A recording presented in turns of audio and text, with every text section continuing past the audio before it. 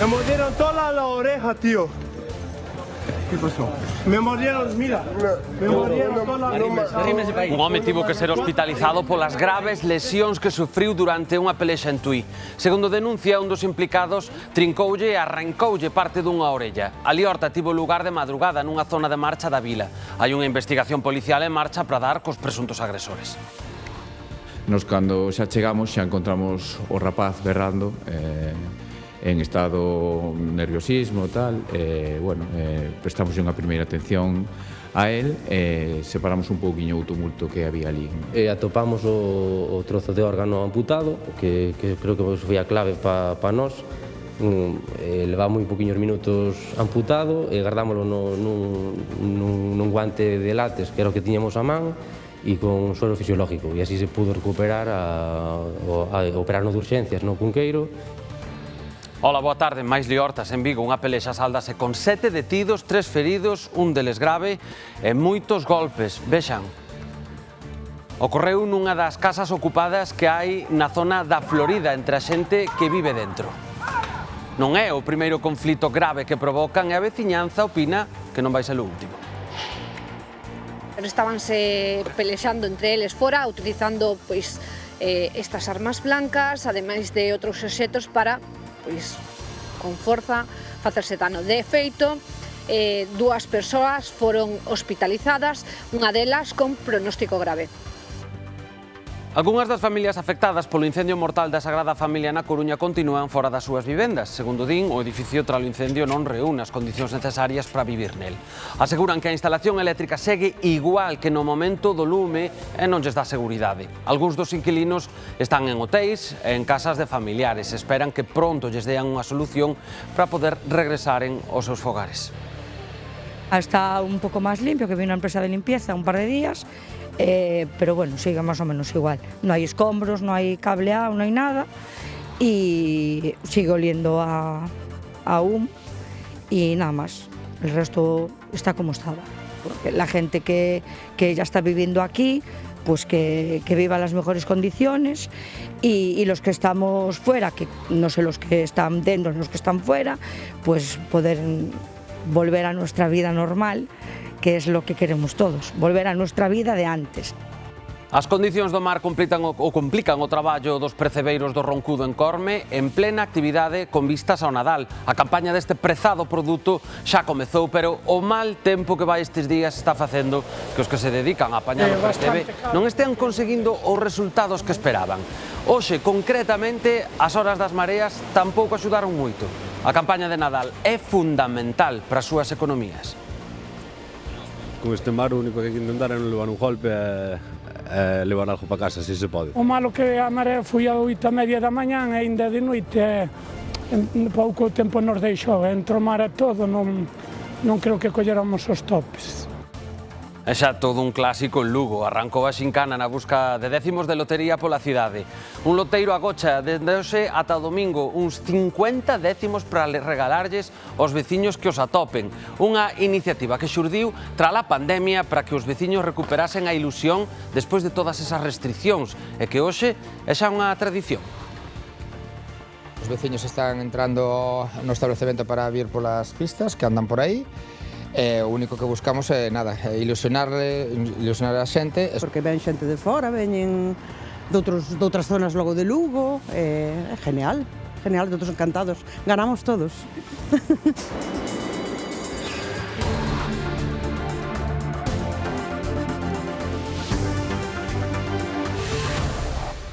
Ben, pois antes de ir con todos eses temas que lles acabamos de adiantar en titulares, temos que facer unha parada en Vilanova de Arousa. Ali estáse desenvolvendo unha nova operación contra o narcotráfico cunha potente despregadura policial, así que imos en directo ata ali con Demetrio Morenza. Contanos, Demetrio, última hora. Sí, estamos á espera que nos próximos minutos poidamos ampliar aínda esta información porque son moi poucos os datos que se van coñecendo. Sabemos que ao redor das 8:30 da mañá chegaban varios furgóns da Policía Nacional a esta praza na que nos atopamos, a Praza do Parque, que procedían a un rexistro dun piso dese edificio que poden ver aquí ao fondo. Descoñecemos agora mesmo se produciu a detención de algunha persoa. Tamén nos comunican que se practicou outro rexistro non moi lonxe daqui, a uns 500 metros, no entorno da rúa Xoán Carlos I, tamén nunha vivenda, tamén descoñecemos se aí se practicou algunha detención. Estamos nunha operación que está baixo o segredo de sumario, está baixo a dirección do xulgado número 3 de Cambados. De momento, se hai a información da que dispoñemos, trataríase dunha operación toda a punta contra o narcotráfico, así que moi pendentes, como dicíamos, nos próximos minutos. Intentaremos nos próximos servizos informativos, no telexornal, a partir das 2:30, ampliar esta información que, como dicíamos, trascendía ao longo desta mañá. Foi pola mañá cando se levou a cabo ese despregamento de efectivos da Policía Nacional en toda esta zona, especialmente nesta praza do Parque.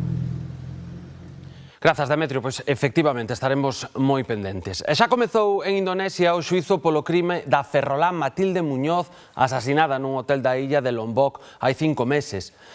Hai 2 homes acusados, 2 empregados do establecemento en que se aloxaba a vítima, os que a Fiscalía acusa de homicidio, asasinato premeditado e roubo con violencia. Son delitos que en Indonesia conlevan penas que van dos 15 anos de cárcere a pena de morte. A autopsia determinou que Matilde Muñoz, ferrolá de 72 anos, afincada en Mallorca, morreu por asfixia e presentaba traumatismos na cabeza, o pescozo e mailo peito.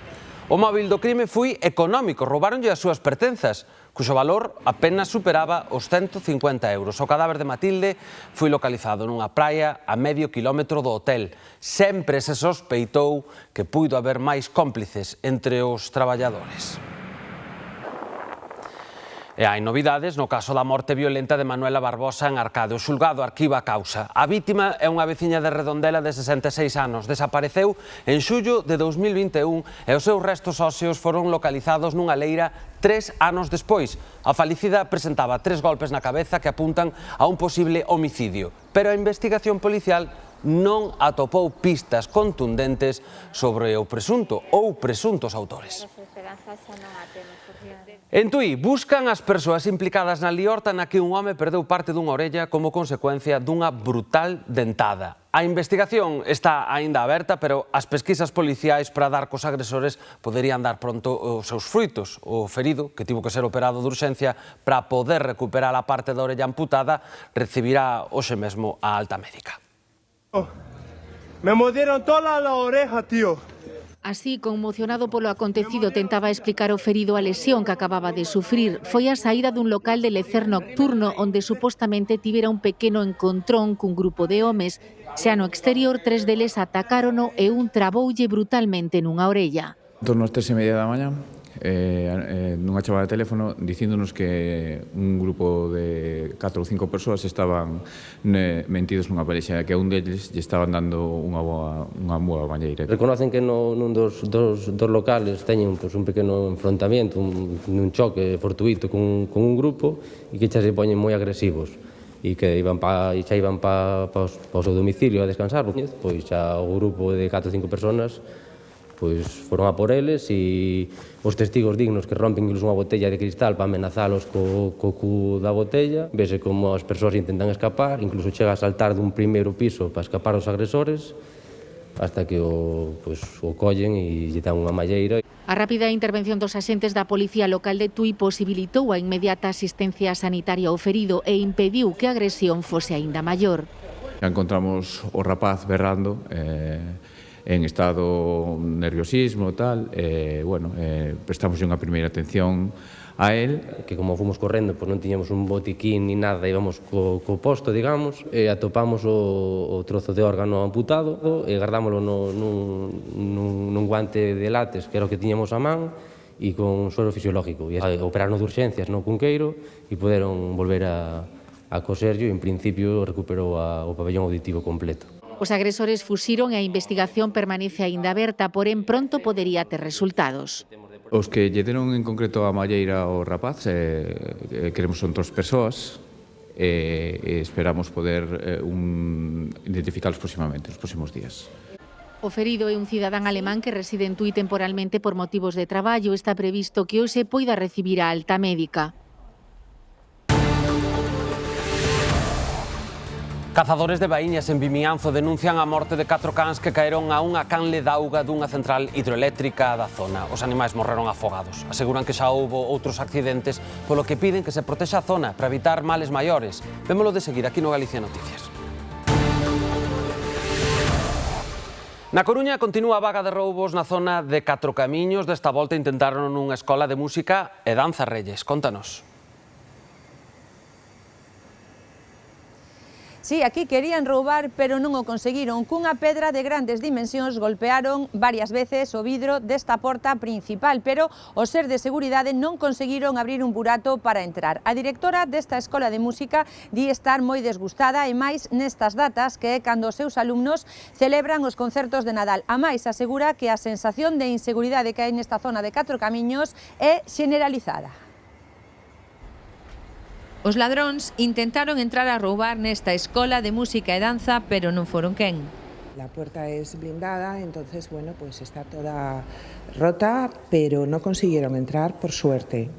Fueron con piedras, estaban las piedras en el suelo y golpearon, pero muchísimo, muchísimo. No tenemos caja, por decirlo así, nosotros no vendemos artículos. Entonces, bueno, pues no sabemos si es por vandalismo solo o porque realmente tenían intención de entrar y hacer destrozos o, bueno, algún profesor y padres decían que igual eran ladrones musicales. Aconteceu de madrugada e o non conseguir entrar no local, a alarma non soou. Cristina di que estes feitos, malia quedaren nunha tentativa de roubo, teñen moi desgustados a todo o equipo. Tenemos mucho disgusto y susto. Estamos de conciertos, de lo que son los conciertos de Navidad, que programamos 3 veces al año, Navidad, Semana Santa y verano. Los tenemos en nuestras instalaciones y realmente tenemos miedo de que nos entren. Claro, de que entren también personas que la seguridad de los niños es lo más importante. Entonces, todo esto ha sido un inconveniente brutal. Cristina considera que non hai policía dabondo, pero sí moita sensación de inseguridade na zona. Hombres y mujeres, bueno, pues perjudicados por, no sabemos si por la droga o a lo mejor bebida también, pero que es una zona que empieza a ser una zona peligrosa cuando realmente no tendría por qué ser. Falta policía, necesitaríamos, yo creo, que un plan estratégico para que de alguna forma estuviésemos protegidos y que la policía o el ayuntamiento creciera plantillas para realmente que la policía, porque la policía no quiere que nos pasen estas cosas, obviamente no lo desean, pero claro, no pueden acudir, que está siendo como una oleada toda de ataques a comercios en lo que son los bajos. Reclama, como o resto dos afectados na zona, máis vigilancia policial e medidas urxentes para poder dormir tranquilos e traballar con normalidade. A Policía Nacional detivo 2 persoas en Ponferrada, un home máis unha muller, acusados de extorsionar un ourensán a través dunha aplicación de mensaxería. A vítima presentou a denuncia o pasado mes de febreiro. Dixo que, tras concertar unha cita a través dunha páxina de contactos, empezou a recibir mensaxes ameazantes contra a súa persoa e máis a súa familia. Acabou pagándolles máis de 2.000 euros mediante Bizum e transferencia bancaria. Finalmente, a Unidade de Delincuencia Especializada da Policía Nacional deu con eles en Ponferrada, na provincia de León, impútalles un delito de estafa. 2 residencias de maiores do Carballiño, separadas por apenas 5 kilómetros de distancia, foron asaltadas nos últimos días. Nunha delas, os ladróns levaron algo máis de 1.500 euros en efectivo e 24 décimos de lotería. Na outra, o botín foi de 1.800 euros e varias xoias das residentes. A Garda Civil sospeita que foron os mesmos autores, xa que empregaron un método semellante forzando ventás para accederen ao interior. As autoridades investigan se un incendio declarado no porto de Tragove, en Cambados, puido ser intencionado. As lapas concentráronse en varias redes amoreadas, estas que ven foron 3 grupos de aparellos, concretamente. O Servizo de Emerxencias do Concello de Cambados tivo que intervir coa axuda da Garda Civil. Recibimos un aviso a las 10:20 de un particular de que estaba ardiendo un vehículo en el puerto de Tragove. Una vez llegados al punto comprobamos que no era un vehículo, que eran unas redes de un barco. Estaba ardiendo, nada, nuestra función fue extinguir el incendio y nada, que no afectara a las redes adyacentes o al barco que estaba detrás. Case 3 semanas despois do incendio mortal da rúa de San Isidoro na Coruña, parte das familias afectadas xa volveron ás súas vivendas. Fixérono, iso sí, sen luz, xa que a instalación eléctrica que orixinou o lume aínda non foi sustituída. Xunto a aqueles que aínda non retomaron o edificio, agardan que o servicio sexa restablecido pronto para pouco a pouco xa ir volvendo á normalidade. Hai case 3 semanas do incendio urbano no número 58 da rúa de San Isidoro da Coruña, que se saldou coa morte dun veciño e un ferido por inhalación de fume. 20 días despois, parte das familias que residen no edificio aínda non retornaron á súa vivenda e continúan vivindo de alugueiro, en hotéis ou en casas de familiares. Mentres as que si o fixeron viven sen servicio de luz, pois o cadro eléctrico, que foi a orixe do incendio, aínda non foi substituído. Hai gente que vive aquí, que se fue un par de días, pero luego volvió, y creo que hay bastante gente viviendo. Y luego algunos pues que optamos por hoteles, otros imagino que por alquileres y otros por familiares. Tienen que modificar la instalación eléctrica y luego la limpieza del edificio. A pesar de que precisa ser limpado e pintado para eliminar a cor e o cheiro da feluxe, o portal é a única parte do edificio na que funciona a luz, xa que depende dun cadro de luces independente ao dos pisos. No que respecta ás vivendas, os veciños aínda non coñecen unha data exacta para o restablecemento do servizo, mais agardan que o arranxo non se demore moito para poderen volver a vivir con normalidade. Porque la gente que ya está viviendo aquí, pues que viva en las mejores condiciones y los que estamos fuera, que no sé los que están dentro, los que están fuera, pues poder volver a nuestra vida normal, que es lo que queremos todos, volver a nuestra vida de antes. Con sorpresa, malestar e moito descontento está vivindo a veciñanza do concello ourensán de Ríos a vaga de multas por aparcar na vía principal que atravesa o centro urbano. Hai unhas semanas a Garda Civil de Tráfico comezou a multar e agora están chegando as sancións. Din que case ninguén quedou sen multar e que nesa rúa están todos os servizos básicos como o centro de saúde, o banco e tamén a farmacia. A estrada principal que atravesa o núcleo urbano de Ríos está agora completamente baleira de coches. A veciñanza di que está moi indignada e sorprendida pola cantidade de multas recibidas. A masacre total foi o día 9 de diciembre. Ás 8 da mañá, dúas patrullas da Guardia Civil de Tráfico, era día de analítica, o sea que era algo que... Entonces estaba xente ás 8 da mañá, bueno, aí non quedou naide sin multar. Bueno, a verdade é que isto é algo sin precedentes, que naide dá crédito. Vemos os de Guardia Civil de Tráfico sacando cunha cámara de que están multando. Naide non lo queríamos, pero efectivamente sí que chegaron as multas e un pouco descolocados, porque toda a vida se aparcou aquí, é un municipio pequeno, temos 4 negocios, entonces aquí non houbo problemas de ningún tipo, non é que hubiera algún accidente ou algo. Din que pouca xente quedou sen multar. Volveron outro día, xa multaron varias veces, hai xente que ten varias sancións, viñeron ao médico a primeira hora a pasar o sintrón, multaron o ATS que tiña aparcado, que estaba descargando as cousas, e multaron a xente que viña a pasar o sintrón. Bueno, ahora hai que hacer maniobras, malabares, ¿no? Hay que buscar la zona adyacente para venir a tomar un café o para comprar una medicina o cualquier cosa que te haga falta. La verdad que es bastante incómodo. Y bueno, y aquí normalmente hai pouca gente. Somos poucos e ves, o pueblo parece un desierto, claro. O rural, bueno, digo eu, se será unha nova axuda ao rural deste tantas que temos, pois será unha máis. Esta situación aseguran que está afectando a todos os negocios da localidade. Piden unha solución. Claro, ahora a xente ven con medo, porque, bueno, as multas, pois, isto é un rural, e a xente aquí ven ao rural e tal, e a nos xa nos dicen, bueno, pois é que, claro, se non se pode aparcar, pois deixamos de vir, entón o rural xa está perjudicado, sin da encima, e sumamos isto, cada vez axudanos menos. Os locales vai pechar todo e acaban con todo. Aquí hai xente maior que necesita ir aos sitios, que ven para tomar un café, xa non para, lógicamente, porque ten que ir atrás a aparcar, logo vir a tomar, bueno, eu creo que nos repercute a todos. A ver si se pode solucionar isto, se non, pois teremos que facer unha movilización ou facer algo, non podemos quedar así. O Concello de Ríos di que xa está buscando unha solución en colaboración coa Deputación de Ourense. E a idea é sinalizar, reducir a velocidade a 30 km por hora, cambiar a sinalización horizontal para poder aparcar dun lado da estrada, poder así convivir tanto o tráfico ca xente co uso normal dos servizos. E comezou tamén en Corme a campaña do percebe do roncudo chamado Ouro Negro da Costa Galega. Nestes momentos os percebeiros xa remataron a xornada, contanos a Vela como lles foi. A esta hora xa non queda ninguén aquí no faro do Roncudo, nestas rochas, onde sí que vimos ao longo desta mañá unha dúcia aproximadamente de percebeiros tratando de apañar os mellores percebes deste faro de Corme, o que chaman o ouro negro da Costa da Morte. Comentan os percebeiros que apañar os percebes hoxe foi moi complicado porque a mar lles complicou moito esas tarefas, son mareas mortas e iso implica que as ondas non baixen moito e complica bastante a seguridade para traballar nas rochas. Pero sí que din tamén que son percebes bastante bonitos e son difíciles de apañar, pero que en consecuencia teñen bo tamaño e terán un bo prezo nos mercados. Calculan algo máis de 120, 150 euros e ao longo de todas as xornadas de Nadal pode chegar nos mercados ata os 300 euros, veremos.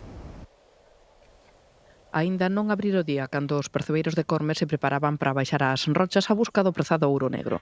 Neopreno, ferradas, mandileta e mochila é todo o seu equipamento.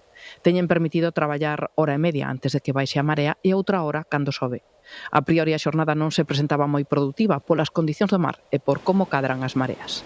A verdade é que xa tiñamos que estar traballando aí unha hora, o que pasa que as mareas coinciden a horas 8:30 da mañán e de noite, e temos que traballar ca marea subindo para arriba. Hai bastante mar, e son mareas mortas e casi non descubre o sitio onde está o percebe. Estamos nas fechas que leva precio e hai que aproveitar. Teñen permitido extraer 6 kilos por percebeiro. Esta é a campaña máis importante do ano pro sector. Un día de hoxe podes facerse cadra o de todo o mes de enero ou de febreiro. Poñe que o percebe que che ande sobre 100, 150 o medianiño, 5 kilos son 500 euros por día. Poucos lograron coller o tope, pero están satisfeitos co resultado e son optimistas canto o prezo que pode alcanzar. Supoño que é bastante caro porque non deixa. E mañá anda peor, e pasado mañán peor, e o mar non vai deixar. É pouco, levarei 2 kilos e medio, pero son bastante bons o día se fose. Cal pensas que vai ser o prezo? O prezo? Pois eu penso que 100, 120 pode ir. Un pouco revirada, non? Ben ves as condicións do tempo, xa empezamos ca marea para arriba, bueno, pero podía ser peor, o sea, estamos todos ben, apañamos máis ou menos o que pudemos, o que nos deixou. Ben, moi ben. Non levando un golpe, indo para casa, xa estou contento. Mañá chegarán aos mercados os primeiros percebes do Roncudo da temporada. Prevén que nos próximos días poida alcanzar os 300 euros o kilo se o tempo non mellora, porque o produto será escaso. Moitos edificios do barrio máis populoso de Lugo permanecen tapiados mentre se van degradando. Segundo sinalan, dende a plataforma veciñal SOS Milagrosa Lugo Norte, compre un plan de mellora urbanística que toma iniciativa a hora de financiar as obras de rehabilitación dos inmobles baleiros. Vémolo en nada, aquí no Galicia Noticias. En Vigo, unha pelexa sáldase con 7 detidos, 3 feridos, un deles grave, e moitos golpes. Ocorreu nunha das casas ocupadas que hai na zona da Florida entre a xente que vive dentro. Non é o primeiro conflito grave que provocan e a veciñanza dá por feito que non vai ser o último.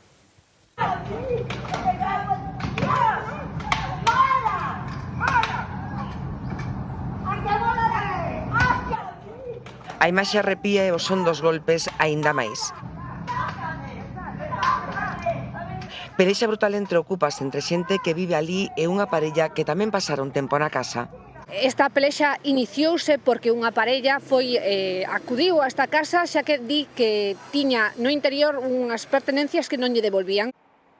Foron por lá e saíron pelados. Sorte que un veciño avisou a policía que chegou co tempo xusto de evitar males maiores. A parella, un home de 39 anos e unha muller de 32, acabaron no hospital, un deles con feridas de gravidade, porque no intercambio de golpes non só houbo paus. Estabanse pelexando entre eles fora, utilizando estas armas blancas, ademais de outros obxetos para, con forza, facerse dano. De feito, saliron estas dúas persoas malferidas, unha delas con pronóstico grave. A maiores das feridas, a muller está acusada dun delito de roubo con violencia e intimidación por querer recuperar o que di que é seu. Houbo 6 detidos máis por lesións, pero despois de pasar polo xulgado quedaron todos en liberdade. A casa, un inmoble grande con xardín descoidado no centro de Vigo, volve ser un ir e vir de xente, pero as visitas non son benvidas. Puidemos comprobalo hoxe nós mesmos. Son da Televisión de Galicia, queríamos preguntar unha cousa. Que? De malas maneiras convídannos a marchar e marchamos. Os veciños nin miran, queren evitalos por medo, pero si confirman que dentro non hai diferenzas por sexo nin idade. Entran e saen homes e mulleres, xente nova e outra con máis currículo, pero con conflitos a diario. Contan que hai pouco mesmo morreu unha persona ali dentro.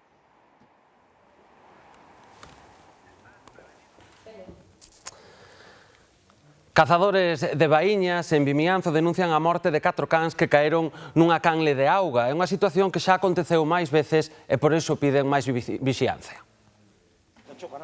Foi un sábado negro para a cuadrilla de caza de Baíñas. Saíran á batida do xabaril por Carantoña e xa estaban tentando recuperar os cans cando viron que a última localización do GPS que levan marcaba esta zona. Presentiron a traxedia. Os cans veñen todos detrás do jabalí. O jabalí ten os seus pasos, non suelen cruzar o canal, pero van moi pegados ao canal. Entonces, no momento que pasa pegado ao canal, o can vai correndo, vai detrás del. Caeron á auga e o canal entre a presa e a central hidroeléctrica de Carantoña. En moitas zonas vai sen protección. Simplemente están os pasos do puente, pero os outros pasos están sin rede, como podedes ver.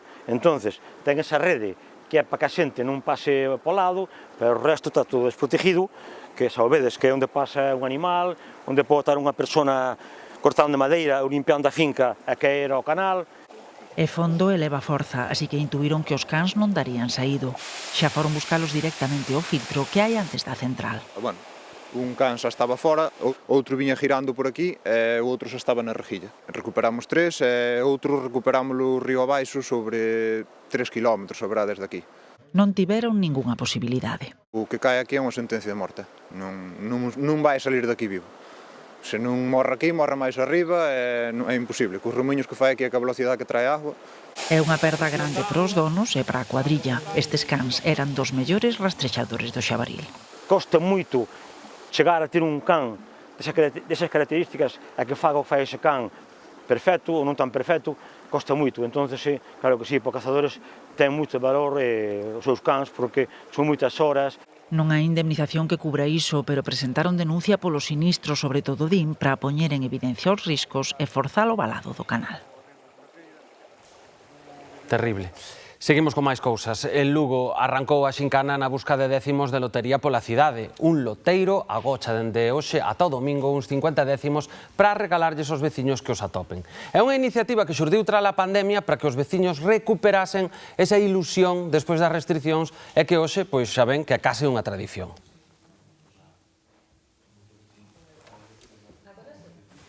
Para dar con 2 décimos agochados. En este cruce, en gallego, estoy cerca de un manjar con arroz. Sus 3 cifras suman 12 y esas casas me recuerdan mi infancia. Este ano, os 50 décimos que se agocharán os próximos 5 días estarán repartidos só polo barrio. É fácil porque hai edificios emblemáticos, casas emblemáticas, bares que están pechados que facían unhas tapas increíbles, pois eso tamén nos sirve como pista. O barrio dá moito xogo, é moi fácil colocar os décimos día a día. Faino el mesmo cada día coa complicidade da noite. A iniciativa atrae a grandes e pequenos. Todos queren facerse un deles. Me parece moi bien porque la lotería tiene que jugar todo el mundo. Pero gústame o detalle tal. Hai moitos pequenos que están involucrados tamén en eso, sí. Veñen de outras zonas logo de Lugo, é genial, de outros encantados, ganamos todos. Esta peculiar xincana na busca do décimo do sorteo de Nadal é xa unha tradición na cidade. Todo, o título do soño de María ten o seu, trasfondo, non? Isto empezou na pandemia e María somos todos, é dicir, cando no 20 salíamos á rúa que non podíamos, había restriccións, foi motivador, foi ilusionante, a abuela que se chamaba María, a mai que se chamaba María, María estudiante universitaria que estaba aquí xa a primeira da mañá para conseguir as pistas, María eso, non? E sobre todo para que teñamos un pouco de memoria onde vimos. Ese toca o gordo. Pois non sería un tema de carto, sería un tema máis de emotivo, non? O feito de mirarlles os ollos, abrazalos, e saber que os que nos criamos aquí, pois, é un barrio humilde. A busca é intensa, pero en todas as edicións sempre houbo algún boleto que non atoparon. Eses van para as organizacións benéficas, porque o importante é compartila.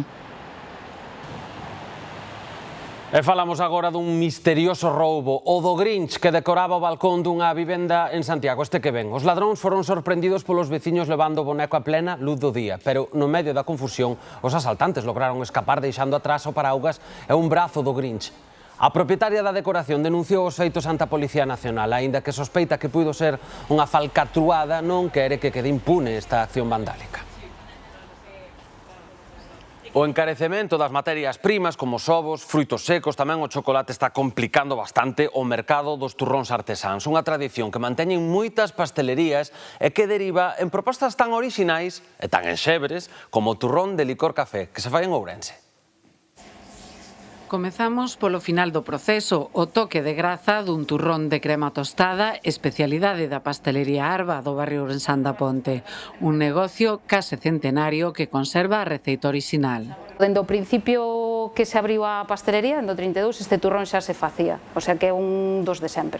Realmente é algo que é moi laborioso para nós é o por qué? Porque nos cheganos a almendra inteira, vale, esa almendra hai que triturala, despois a almendra hai que pasala por unha refinadora, e despois eso todo, despois unha vez que xa está feito o que é como se fora a fariña de almendra, eso despois é cando mezclamos co resto dos ingredientes. Empregan amendoa marcona, produto nacional, e piñóns tamén daqui. O piñón nacional, pois este ano pagouse a 62 euros o kilo.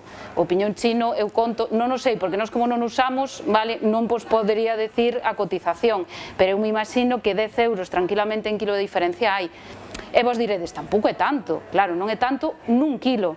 Vos imagináis eso multiplicado por 25 ou por 50 ou por 100. Elaboran máis de 20 variedades de turrón, os clásicos e outros con sabor local, como o de crema de augardente e o de licor café, un dos máis demandados pola clientela. Sobre todo os máis madrugadores son os de licor café.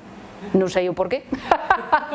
Son os propios clientes os que lles fan propostas para iren ampliando a carta de turróns. Bueno, máis que propor, obligan-nos que cada ano queren algo novo. Entón, pois, nos xa empezamos en verán a darlle voltas ao que podemos facer novo. Entón, pois, o ano pasado foi eso, palomitas e de limón. E este ano? Este ano deixámoslo un pouco en stand-by para que puideran irse adaptando aos do ano pasado. Os prezos arredor dos 15 euros, pero hai nos máis baratos e tamén máis caros, dependendo dos ingredientes. Vaya pinta. Ben, unha última cousa, a necesidade de rehabilitar numerosos edificios degradados e tamén os problemas de convivencia e de seguridade son as principais queixas dos residentes nos barrios do norte de Lugo. Contra o estado de abandono que denuncian, reclaman un plan de mellora urbanística e tamén unha luita policial que erradique os focos de venda de droga e máis os roubos nos negocios. Malia resultaren necesarias máis vivendas. Numerosos edificios do barrio máis populoso de Lugo permanecen tapiados mentre se van degradando. Segundo sinalan dende a plataforma veciñal SOS Milagrosa, Lugo Norte, compra un plan de mellora urbanística que toma iniciativa a hora de financiar as obras de rehabilitación dos inmobles baleiros. A día de hoxe, como non se están rehabilitando, porque a xente non ten cartos, é moi fácil coller e dicir, bueno, pois toma as axudas, pero o que ten que adiantar eses cartos sempre é o veciño, non? E o veciño moitas veces, cando chega ao banco, non lle dan eses cartos para poder facelo. Por tanto, a solución daqui, bueno, pois que se vaya pouquiño a pouco, pero que se vaya rehabilitando, e que os cartos que non teñen que adiantalos aos veciños, porque senón así é imposible. Un pouco máis de cuidado, cuidar un pouco o barrio. Hai casas que non merecen estar así con ese aspecto. Hai moitos edificios abandonados que habría que rehabilitalos. Máis axudas no sentido de rehabilitar.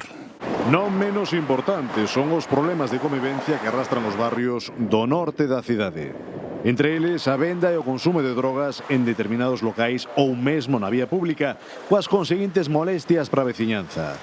Para lles facer fronte, demandan unha loita policial que faga seguras as rúas da zona. Siga habendo roubos nos establecementos, nós moitas veces estamos intentando axudar os veciños para que sepan quenes son esas persoas que están roubando neste tipo de establecementos. Esa inseguridade que hai vai ligada directamente co consumo de drogas. Para nós é fundamental o feito de que eso se erradique e que se intente vixiar pois, dunha maneira moi estreita. Non? Hai certos locales que non merecerían estar abertos. Xunto coa Milagrosa, barrios lugueses como a Feixó, Albeiros ou a Peringalla comparten os mesmos problemas. Da súa solución dependerá o seu futuro.